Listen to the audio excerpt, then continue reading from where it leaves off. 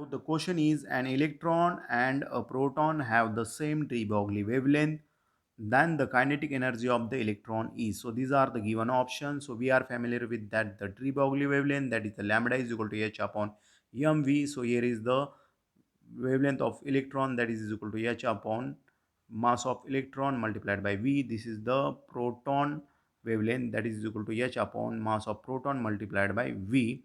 So here we have given an electron and a proton have the same de Broglie wavelength. So this we can write lambda wavelength of electron is equal to lambda wavelength of proton. So this we can write h upon m mass of electron multiplied by v is equal to h upon mass of proton multiplied by v. But we are familiar with that the kinetic energy, that is equal to 1 upon 2 mv square. So this we can write m square v square divided by 2m.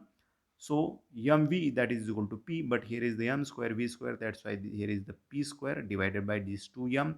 So this we can write this 2m multiplied by kinetic energy is equal to this p square.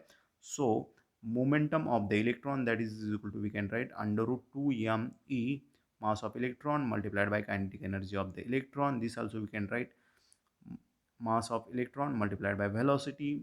Momentum of proton also we can write under root 2 mass of proton multiplied by kinetic energy of the proton. That is also we can write mass of proton multiplied by velocity. So this we have put in here. So this we can write h upon this under root 2 mass of electron kinetic energy of the electron is equal to h under root divided by under root 2 mass of proton multiplied by kinetic energy. So this h get cancel, this root get cancel, this 2 get cancel. So this become 1 upon mass of electron, and kinetic energy of the electron is equal to 1 upon mass of proton multiplied by kinetic energy of the proton. So this we can write mass here, we have multiplied by in this side. So mass of proton divided by mass of electron, and this kinetic energy of the electron multiplied by in this side. So is equal to, we can write kinetic energy of the electron divided by kinetic energy of the proton. But the mass of proton is large as compared to the mass of electron. That's why we can say that the kinetic energy of the electron is greater than the kinetic energy of the proton. So here the kinetic energy of the electron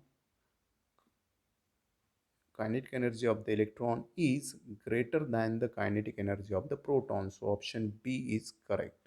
Thank you.